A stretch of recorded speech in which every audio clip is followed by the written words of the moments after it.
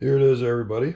I've been a little under the weather, but I decided to take that time to try and get this thing knocked out and finished. This is about a month of development just because it's such a tight box. So, Great Western Trail 2nd Edition, and it holds the expansion.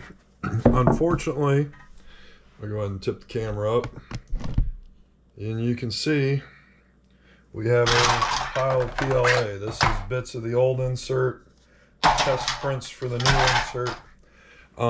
Long story short, nothing's really salvageable, unfortunately. And the reason why is they essentially changed the depth of the game I had to work with.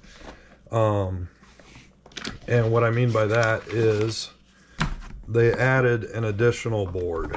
So when they added this board here, they took away, I don't know, 10 millimeters, 12 millimeters of depth. So none of the old pieces fit. So as you can see, game boards sit on top, instructions sit on top of them. This is the only space we don't use in the box. It's a small spacer, and it just sits in here. And I got a nice little finger slot so you can get your boards off. Those are your 4-player boards. And then we can get these out by just pressing on them. You can see what I got going on here.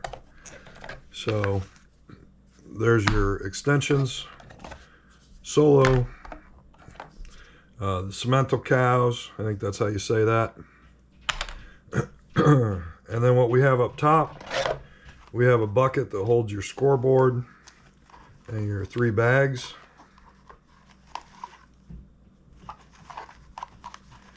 And like I said, there is almost no wasted space. Aside from this spacer, there is nothing extra in this box.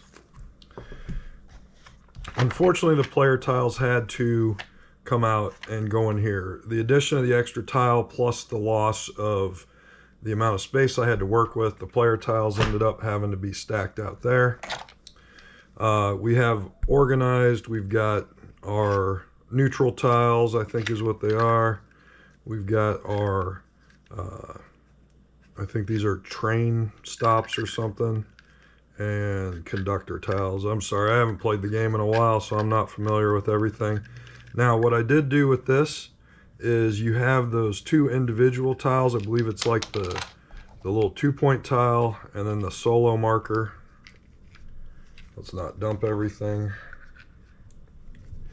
And I basically stuck those in here with the 2 blanks that they give you just to kind of separate them out.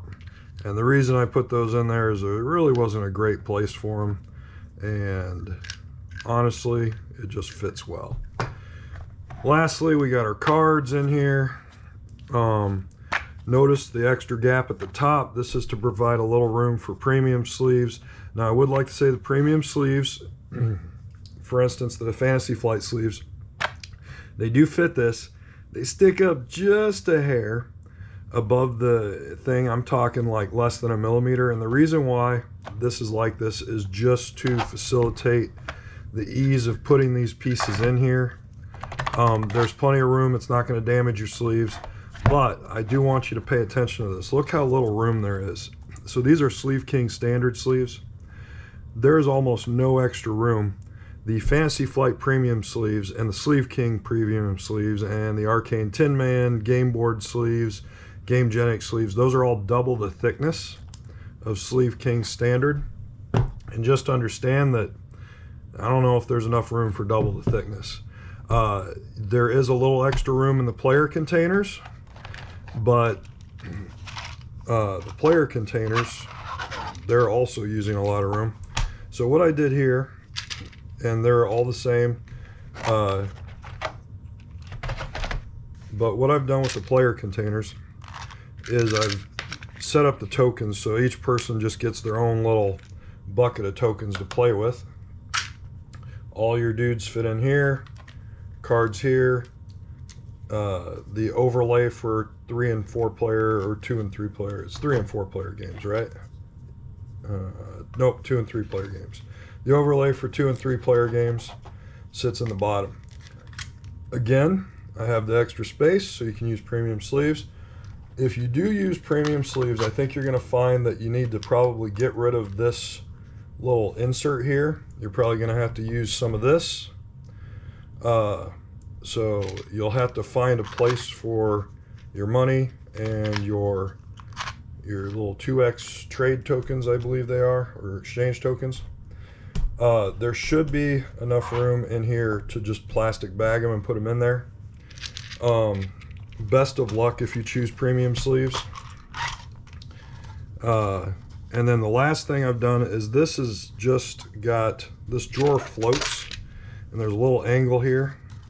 So when you put the drawer in, it's loose until it gets to that, and then now it's riding on those rails, and then there's a little nub, it snaps in, so it won't just slide out on you.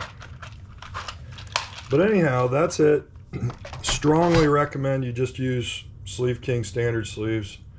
If you go premium sleeves, you are going to use every ounce of space in here, and you'll probably, like I said, have to take out those little token trays and just use the space for cards, which is fine. Nothing wrong with that. It'll make setup take a little longer, because remember, the whole idea of an insert is A, speed up setup, B, protect your game. It does store on its side just fine. I keep it in bookshelf format, so I did manage to maintain that functionality. I hope you guys like it. I'll post it up, I'll put all the new files up, and I'll throw away all this crap.